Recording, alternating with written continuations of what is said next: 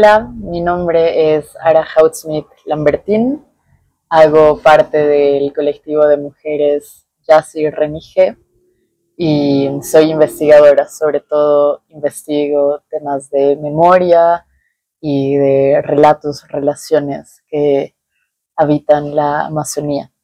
Yassi Renige está enfocada o profundiza un trabajo con niñas, jóvenes y mujeres en la Amazonía, sobre todo mujeres indígenas, desde sus territorios, pensando que nuestros cuerpos no están separados de una forma de entender el territorio y que las violencias que atraviesan los territorios también están inscritas en los cuerpos.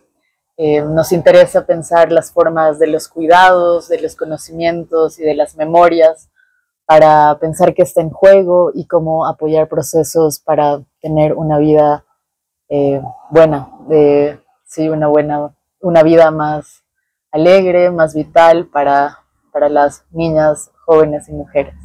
Hola Micros para Avanzar, mi nombre es Noeli Guzmán y soy miembro del colectivo feminista, de feministas anticoloniales en realidad, llamado Yassi Renige, que significa luna llena en guaraní.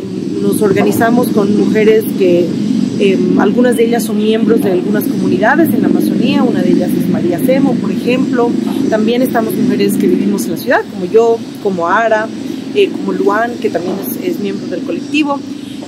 También tenemos algunas participaciones de mujeres indígenas de tierras altas que nos han permitido encontrarnos, digamos, de unas maneras que son como bastante únicas, siempre entendiéndonos en y desde la diferencia, pero encontrando puntos de convergencia que nos han permitido imaginar futuros, formas de trabajar, lenguajes y tiempos y espacios que quizá no hubiéramos ideado si solamente éramos urbanas o tal vez solamente éramos algunas compañeras de las áreas rurales. En síntesis, digamos, el corazón de Yassi Renige es un espacio de encuentro, es un espacio de mujeres en el cual creo que estamos como redefiniendo lo que se entiende por interseccionalidad, lo que se entiende por sororidad, y más bien estamos como apuntando cada vez más a tejer nuevos sentidos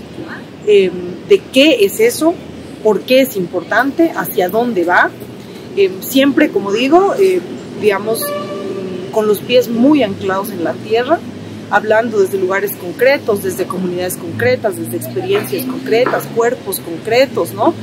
Y pensando hacia adelante, cómo esas experiencias concretas, cómo el hablar con los pies en la tierra, en un lugar específico, en un momento específico, nos permite entender ese espacio, nos permite leer la realidad que nos rodea y nos permite soñar nuevos futuros, ¿no? En este proyecto hemos trabajado y colaborado con Mariana Rodríguez González, que es una mujer indígena yaminahua que vive en la ciudad de Cobija y nació en Puerto Yaminahua, en el territorio Yaminahua Machineri, en Pando. Es la autora de un libro que ahora puede salir a la luz gracias al apoyo de Micros para Avanzar en la segunda edición. Ha habido una primera edición que Mariana y yo hemos creado para el Foro Social Panamazónico en Rurrenabaque. En esta segunda edición, la diferencia con la primera, la fundamental, es que hemos activado espacios de escucha con niños, niñas, sobre todo niñas y jóvenes yaminahua que transitan entre Cobija y Noaya, que es una comunidad en Pando. Mariana Rodríguez es una mujer indígena, lideresa nata realmente de la nación yaminahua, de la parte de Bolivia. Mariana es portadora y verdaderamente una guardiana de los conocimientos, de las historias, de las memorias de su familia, de sus ancestros.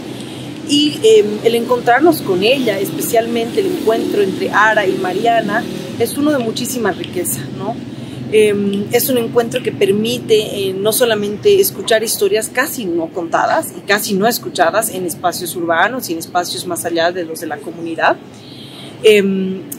eso es, surge una especie de sinergia, se da una especie de sinergia que permite entender que esos cuentos que estaban siendo escuchados, sí, en las comunidades, pues podían realmente hacer una contribución, ¿no? Ara siempre dice una cosa que a mí en lo personal me gusta mucho, que es que los cuentos nos permiten a todos en las comunidades y más allá de las comunidades, el plantearnos buenas preguntas, ¿no? El pensar de otras maneras, el tratar de plantearnos otras metáforas, el realmente relacionarnos con el mundo, mirar el mundo desde otra perspectiva, con otros ojos y desde otros ángulos. ¿Por qué trabajar con cuentos?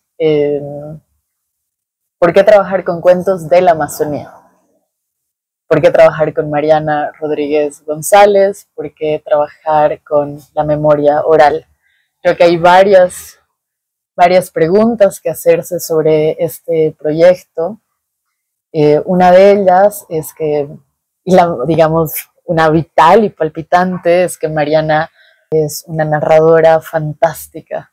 Ella empieza a hablar y a contarte un cuento y de repente tu mundo es un universo expandido, tu mundo interior, porque estás viendo a un niño volar sobre el lomo de una anaconda, que es su abuelo, y se convierte en una anaconda porque bebe una medicina de la selva. También es fascinante porque siempre que acabamos un proyecto, al menos las 2 veces que lo hemos hecho, hay otro cuento que contar. Los cuentos no acaban. Este libro tiene 12 cuentos, pero podrían haber sido 13, 14, 15. Y como todo, lo que se necesita es tiempo para escuchar. Sobre todo escuchar un lugar del cual no hemos escuchado tanto desde lugares como en el que estoy ahora, que es La Paz. ¿Y qué pasa al escuchar? Creo que en principio se crea un espacio de bienestar. Cuando escuchamos un cuento es porque estamos dispuestos a que otro ingrese a ti. Y otro no solo quien es el narrador, sino también quien es un animal que tiene deseos, sentimientos, deseos de venganza o juegos y alegría. También es una persona, por así decirlo. Es un río que es testigo de migraciones muy amplias y muy largas. Es un pájaro que se alía con otros pájaros para dar el fuego a los humanos. Al escuchar podemos entender que al escuchar no solo el narrador está en ti, sino todos los que viven a través de ese aliento que es la palabra de la narración. Y en ese aliento habitan tantos seres que ocupan el territorio y tantas memorias que están ahí.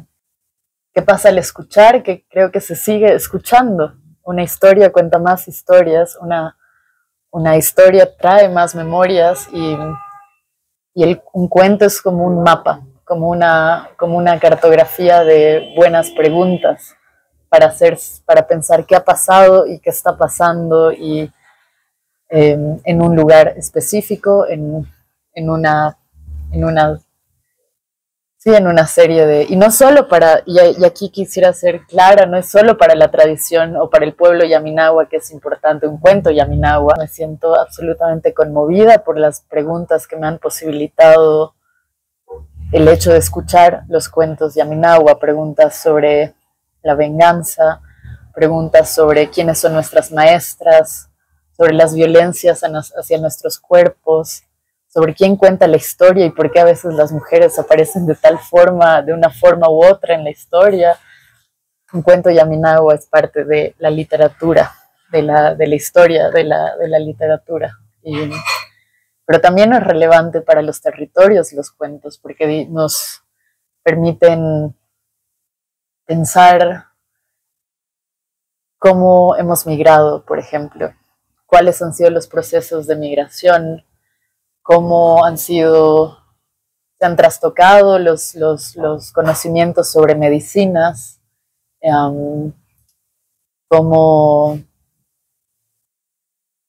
cuáles son nuestras maestras y nuestros lugares de aprendizaje y de enseñanza. Y sobre todo, y ese es un punto muy, muy bello, es que no hay finales felices. Creo que los cuentos Yaminagua te enseñan que no hay un final feliz, hay historias, y las historias son complejas, y son contradictorias. No, no es un purismo, digamos, sobre cómo vivir una existencia, sino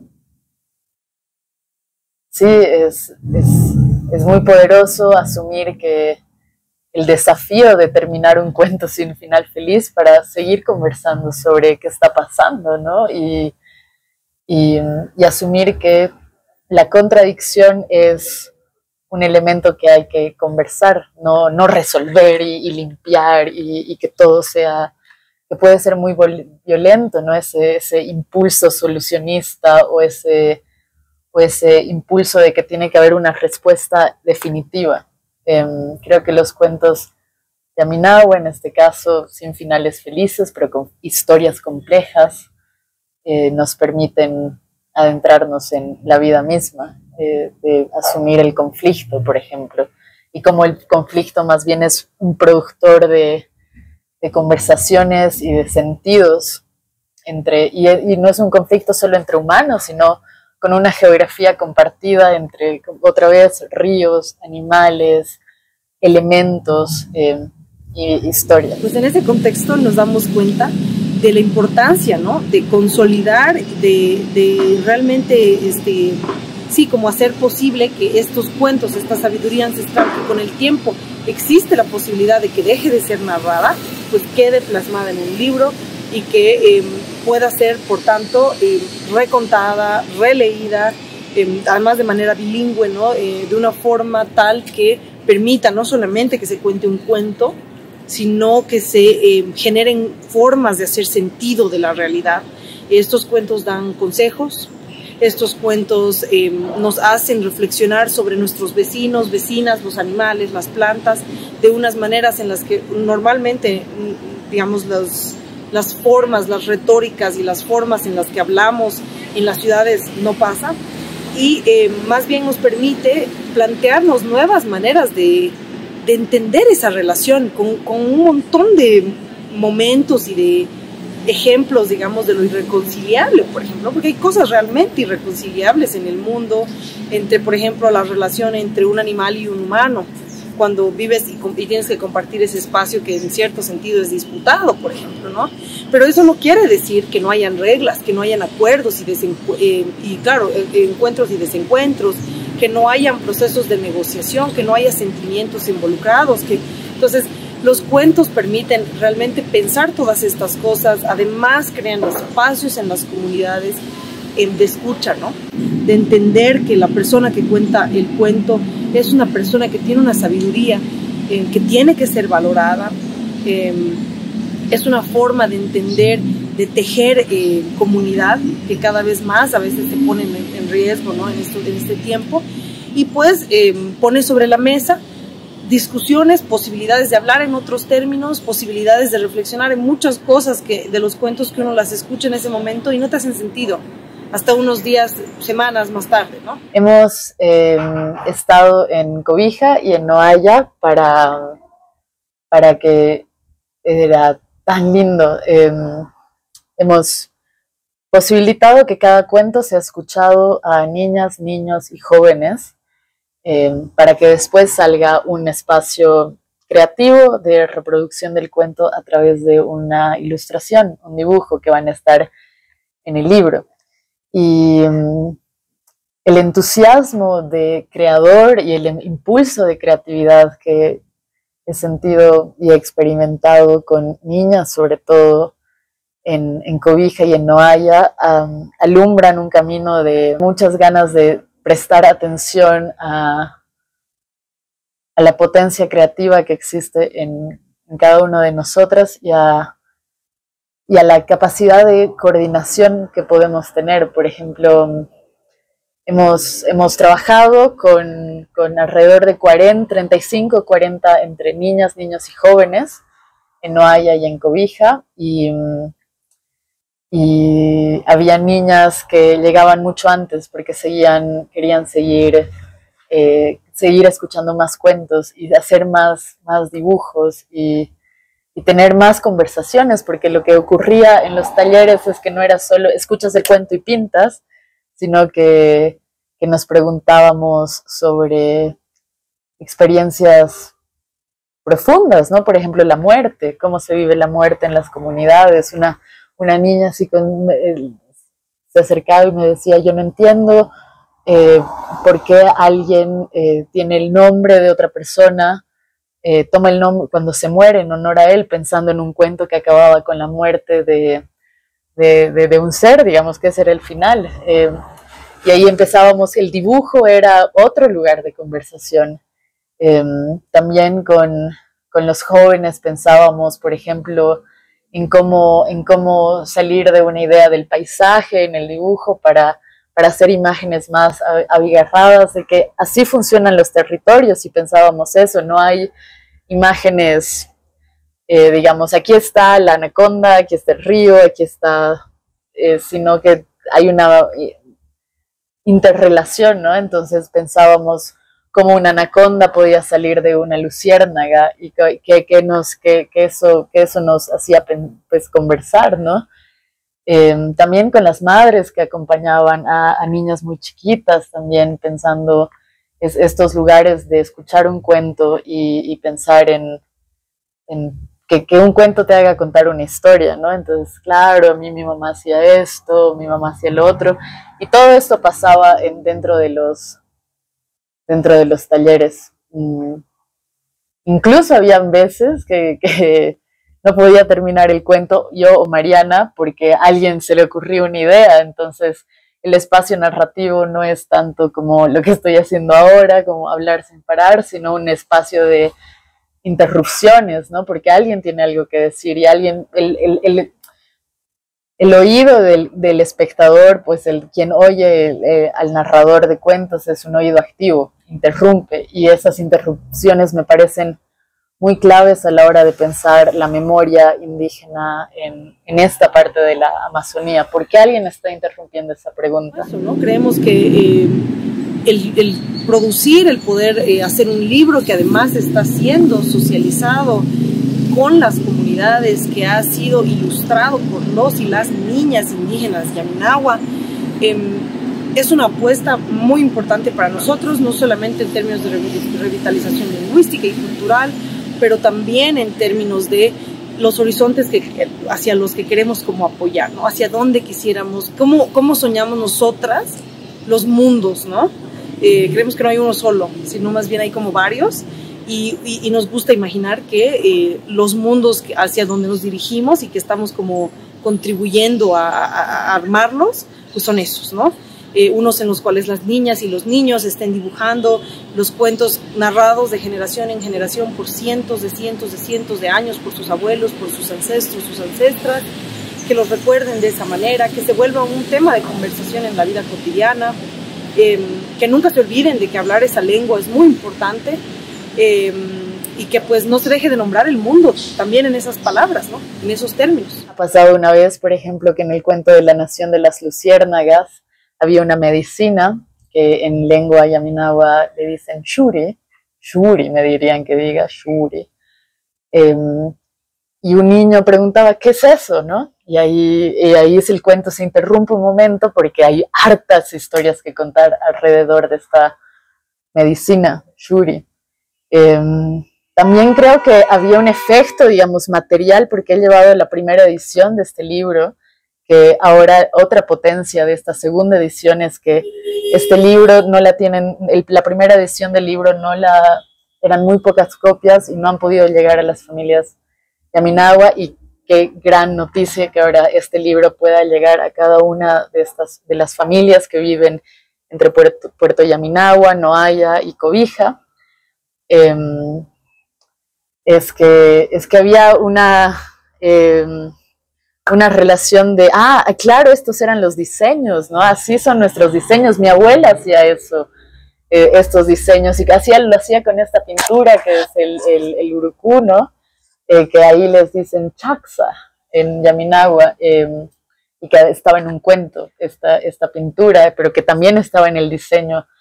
Y claro, David, muchos de ellos decían, la tía Mariana ha hecho este libro, ¿no? Y Y entonces hay una cuestión material de tener un libro que, si bien creo que, y como dice el prólogo del libro, estos cuentos son para volver a la voz alta, para volver que no se queden en esta imagen solitaria de tú leyendo solo, aunque nunca se leemos solo, siempre nos visitan cuando leemos, pero claro, estos cuentos son para ser leídos en voz alta y estamos gestionando una carta, digamos, administrativa del Ministerio de Educación para que este libro pueda ser usado oficialmente por los maestros a quienes vamos a hacer llegar, sobre todo de las dos escuelitas en Noaya y Puerto Yaminagua, la resolución ministerial o algo así. Entonces, ¿cómo es tener un objeto cuyas implicaciones en el futuro no podemos controlar, pero sabemos que va a estar ahí, habitando la posibilidad de escuchar cuentos y de pensar a nuestros abuelos también, porque quién sabe, estos cuentos fueron contados hace 10 años, seguro hace 50 años, quién sabe hace 70, quién sabe hace 100, han llegado de tan lejos, de los ríos Purús, de los ríos Yacos, donde la migración Yaminagua ha llegado a Bolivia, desde Perú, desde Brasil, y ahora están en las orillas del arroyo del río Noaya, del río Acre, en Pando, y quién sabe, pueden ser como un corazoncito palpitando dentro de una escuela, dentro de un hogar, así sea solo para leerlo y aprenderlo y después dejarlo y contarlo después en voz alta, ¿no? Eso, creo que ese es el poder de este cuento, de este libro, volver a contar cuentos en voz alta, y para eso necesitamos tiempo de reunirnos, ¿no? Tiempo de escucharnos. Este tipo de trabajos permiten entender que el Chaco, que las caminatas en el monte, que las noches pasando con los abuelos, con las abuelas, son escuelas de la vida, ¿no? Son sitios, espacios en los que se genera y se está tejiendo conocimiento de un muy sofisticado, muy valioso, y que queremos cada vez más promover a que estos cuentos no sean olvidados, que estas historias sean narradas, sean nombradas en su idioma, con los dibujos que salen de ahí, ¿no? Con los sentidos que salen de ahí, con las autoras que son de la comunidad, y que pues lleguen a espacios como estos, entendiéndose ellos como sujetos productores y productoras de conocimiento, y no solamente como narradores de cosas que puedan parecer que ya son del pasado, ¿no? Entonces ese me parece que es otra contribución fundamental de este libro. Solo quiero agradecer a mi compañera, mi colaboradora, Mariana, no solo por ser una narradora fenomenal, donde ella empieza y ya quiero escuchar otro cuento. Ella dice, mis abuelos nos decían, mañana vamos a acabar el cuento, y lo dejaban a la mitad para que volvamos con el mismo entusiasmo. Y quiero resaltar esta historia, que cuando hemos hecho la última edición de la traducción de cuentos, del título de cuentos del Yaminagua al español, Mariana y yo estábamos sentadas una al lado de la otra, frente a la pantalla. Había un título que estaba mal escrito, o sea, no mal escrito, sino no correspondía. El título era de otro cuento. Y yo le decía, ¿cómo así la abuela tigre? ¿Qué cuento es ese? Y de repente yo me quedo media hora escuchando el cuento de la abuela tigre. Y quiero agradecerle a ella por dejarme ser su oído, por tener una biblioteca literaria en su corazón, que recuerda estos cuentos, ¿no? Que le han contado con cada noche sus abuelos mientras estaban vivos. Y que esa posibilidad literaria de hacernos vivir adentro la memoria, el territorio, las preguntas, viva en ella, y que todavía hay mucho más por contar, y le agradezco. Te agradezco mucho, mucho.